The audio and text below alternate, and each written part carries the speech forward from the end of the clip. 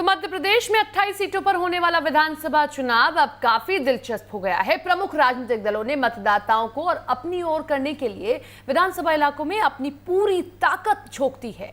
सभी की नजरें ग्वालियर चंबल अंचल पर टिकी हुई हैं। ग्वालियर चंबल अंचल में बीजेपी के बड़े नेता ज्योतिरादित्य सिंधिया की सियासी प्रतिष्ठा भी दांव पर लगी है। सिंधिया शनिवार को दतिया की आरक्षित भांडेर विधानसभा के सालौन गांव में चुनाव प्रचार के लिए पहुंचे हैं, जहां उन्होंने कांग्रेस पर जमकर निशाना साधा है। आपको बता दें कि भांडेर की आरक्षित विधानसभा सीट से बीजेपी ने रक्षा सिरोनिया को प्रत्याशी बनाया है। मध्य प्रदेश की सोच विचारधारा हमने की कि एक प्रगतिशील मध्य प्रदेश बनेगा, एक विकासशील मध्य प्रदेश बनेगा।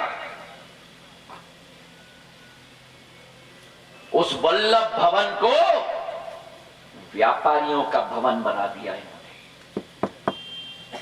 भ्रष्टाचार का भवन बना दिया इन्होंने, भ्रष्टाचार का अड्डा। अवैध रेत उत्खनन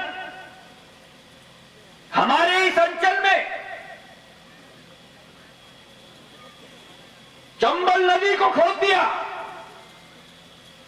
और जो बड़े कद्दावर मंत्री कहते हैं ना अपने आप को, उस कद्दावर मंत्री ने ही ये संभाग के ये टेलीविजन चैनलों पर जाकर हाथ जोड़ के माफी मांगा जनता से कि हम अवैध उत्खनन रोक नहीं पाए। छत्तीसगढ़ के मुख्यमंत्री भूपेश बघेल को एक बार फिर पार्टी ने बड़ी जिम्मेदारी दी है। बिहार चुनाव में 30 स्टार प्रचारकों की लिस्ट में सीएम भूपेश बघेल का भी नाम है।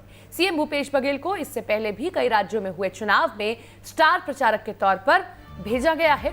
बिहार में कांग्रेस आरजेडी के नेतृत्व वाले महागठबंधन का हिस्सा है। गठबंधन के तहत कांग्रेस प्रदेश की 70 सीटों पर चुनाव लड़ रही है।